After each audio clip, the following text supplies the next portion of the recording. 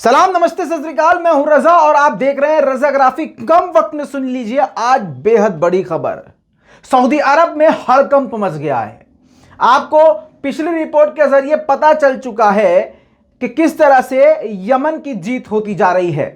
हालात ऐसे हैं कि सऊदी की किराए वाली सेना पहाड़ियों पर भाग रही है और पहाड़ियों के पीछे छुप रही है।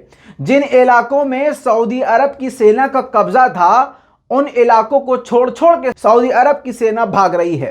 दोस्तों, अब अपडेट ये आया है, बड़े बड़े हमले करने के बाद यमन ने बहुत बड़े बड़े हमले अभी पिछले 2-3 दिन में किए हैं सऊदी अरब पर। जी हां, और अब यमन के विदेश मंत्री हुसैन अल अज़ी ने साफ ये चेतावनी दी है कि हम युद्ध में हैं, यानी जंग में हैं। इस बीच में ये बिल्कुल जायज है कि हम सऊदी अरब के हर हमले का जवाब दें। दोस्तों, आज से कुछ साल पहले तक यमन बिल्कुल हाथ पैर कटवा चुका था, यानी उसकी ताकत को बिल्कुल सऊदी ने खत्म कर दिया था।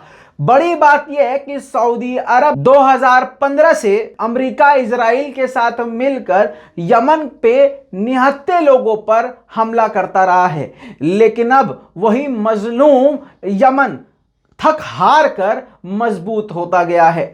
यमन एकदम ऐसा हो गया है जैसे गर्म लोहा। जी हां, जितना उस पर वार किया गया आज वो उतना ही मजबूत लोहा बन चुका है। ये बात मैं अपने मन से नहीं बोल रहा हूं, ये बात आप जानते होंगे अगर पिछली रिपोर्ट देखी होगी कि किस तरह से सऊदी सेना भाग खड़ी हुई है। लेकिन अब यमन ने खुली चेतावनी देते हुए कहा है कि ये आम बात है कि हम उनके हर जवाब का हमला दें, क्योंकि यमन पूरी तरह से सक्षम है।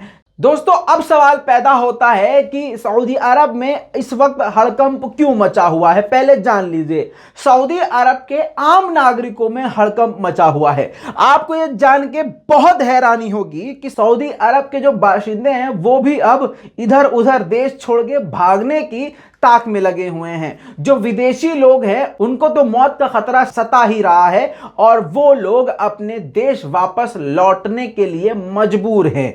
बड़ी बात यह है कि खुद सऊदी अरब के नागरिक भी अपनी जान बचाने के लिए परेशान हैं। अब सुनिए कि भैया आखिर हड़कंप क्यों मचा हुआ है। अभी मैंने यमन के विदेश मंत्री की पूरी बात आपको बता दी है, लेकिन एक और ग्रुप है अंसारुल्लाह ग्रुप, जिसके हेड हैं यहिया सराई। इन्होंने साफ साफ धमकी सऊदी अरब को दी है और सऊदी अरब के नागरिकों को चेतावनी दी है कि आप ऐसी जगहों से दूर रहें जिन जगह पर सऊदी की या दूसरे देश की सेना का ठिकाना हो, यानी सैन्य ठिकाने हों। और खास करके आप सऊदी अरब में जितने नेशनल और इंटरनेशनल एयरपोर्ट हैं उनसे भी जितना दूर रह सकें उतना दूर रहें। साथ में जो तेल के कुएं हैं और फैक्ट्रीज हैं उनसे भी आप दूर रहें। अब इस धमकी के बाद मामला ये और खराब हो गया है कि जो लोग तेल की फैक्ट्रीज में या सऊदी की किसी तेल ऑयल फैक्ट्री में काम करते हैं उनको भी अब जान का खतरा सता रहा है। इससे सऊदी अरब के कामकाज पर भी असर पड़ रहा है।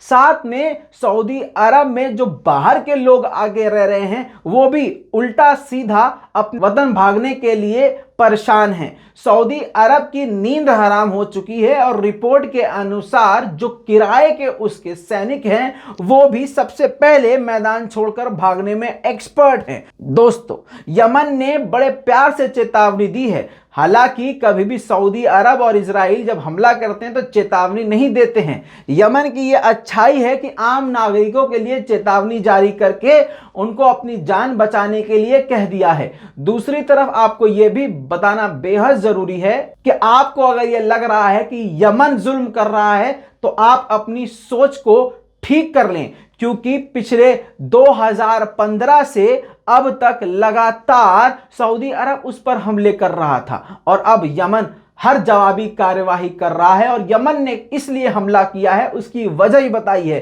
कि मेडिकल हेल्प जो विदेश से यमन की तरफ आती है समुद्री रास्ते से, कोई भी मतलब रोटी कपड़ा लत्ता कुछ भी आता है तो उसको सऊदी अरब रोक लेता है, सीज कर लेता है। अगर कोई और भी हेल्प, हवाई हेल्प भी पहुंचती है तो उस पर भी पूरी तरह से अटैक करता है सऊदी अरब और इजराइल। इन सब चीजों से परेशान होके यमन ने यह कह दिया है कि अगर जंग रोकना चाहते हो तो इन सब घेराबंदियों को जल्द से जल्द बंद कर दो।